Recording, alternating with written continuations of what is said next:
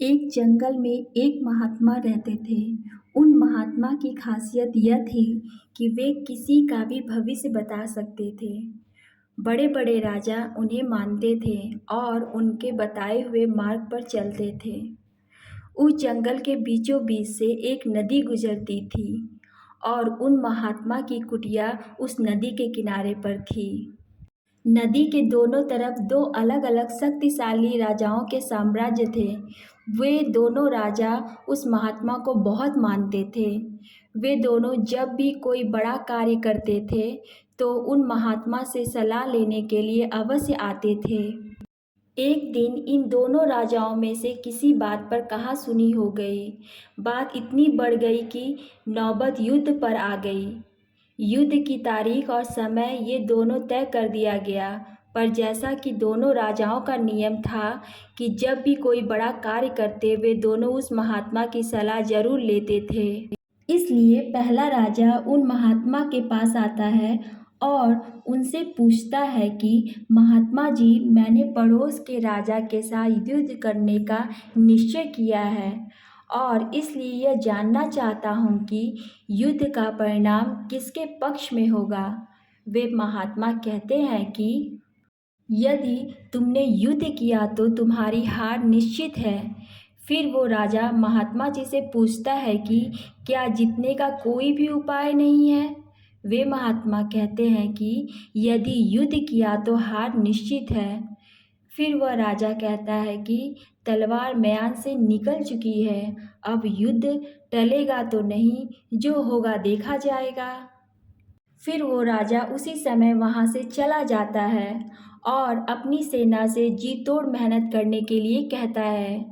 सभी सैनिक राजा की आज्ञा मानकर जी तोड़ मेहनत करने के लिए लग जाते हैं।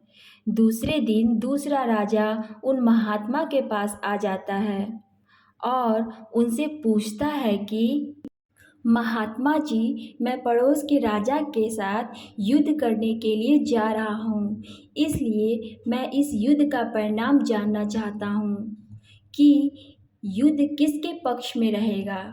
वे महात्मा कहते हैं कि निसंदेह जीत तुम्हारी है और उस राजा के पास तुम्हें हराने का कोई उपाय नहीं है।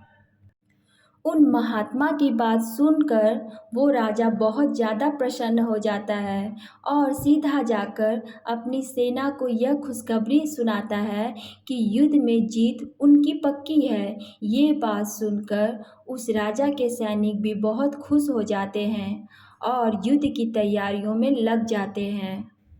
समय बीतता है और युद्ध का दिन आ जाता है। रणभेरियाँ बजाई जाती हैं और युद्ध शुरू हो जाता है। दोनों सेनाएं एक दूसरे के साथ भिड़ जाती हैं और मार काट मचा जाती हैं। देखते ही देखते जिस पहले राजा की हार निश्चित थी वे दूसरे राजा की सेना को ढेर कर देती है और पहला राजा वो युद्ध जीत जाता है जिसे उन महात्मा ने कहा था कि वह युद्ध हारेगा। युद्ध जीतने के बाद वो पहला राजा उन महात्मा के पास चला जाता है और उनसे पूछता है कि महात्मा जी, आपने तो कहा था कि मैं युद्ध हार जाऊंगा, लेकिन मैं तो युद्ध जीत गया। आपकी भविष्यवाणी गलत कैसे निकली। फिर वे महात्मा उस राजा से कहते हैं कि मैंने तो वो कहा था जो तुम्हारे भाग्य में लिखा था, लेकिन तुमने अपने कर्म से अपने भाग्य को बदल दिया। तुम्हारी जीत का कारण यह है कि तुमने अपने भाग्य से ज़्यादा अपने कर्म को आवश्यक समझा और उस दूसरे राजा ने अपना सब कुछ भाग्य पर छोड़ दिया। उसने अपने कर्म से ज़्यादा अपने भाग्य को आवश्यक समझा और पूरे समय निश्चितता से भरा रहा, जिसके कारण आज तुम विजयी हो और वो तुम्हारा बंधक है। सो गाइस, हमें अपने भाग्य पर हमेशा आश्रित नहीं होना चाहिए, क्योंकि कभी कभी ऐसा होता है कि हम कहते हैं कि शायद ये हमारे भाग्य में ही लिखा था और इस वजह से ऐसा हुआ। पर इस भाग्य का बहाना करके हम अपना अपना मेहनत छोड़ देते हैं और जिससे हम असफल होते रहते हैं। इस वजह से हम जीवन में कभी भी कुछ नहीं पा पाते हैं। इसलिए हमें भाग्य पर पूरी तरह से आश्रित नहीं होना चाहिए और मेहनत करती रहना चाहिए और एक ना एक दिन हमारी मेहनत ज़रूर सफल हो जाएगी। सो गाइस, ये स्टोरी आप सभी लोगों को कैसी लगी? अगर अच्छी लगी तो प्लीज़ मेरे चैनल को सब्सक्राइब करिएगा, सपोर्ट करिएगा, क्योंकि आपका एक सब्सक्रिप्शन मेरे लिए बहुत मायने रखता है। सो मिलते हैं नेक्स्ट वीडियो में। Thanks for watching.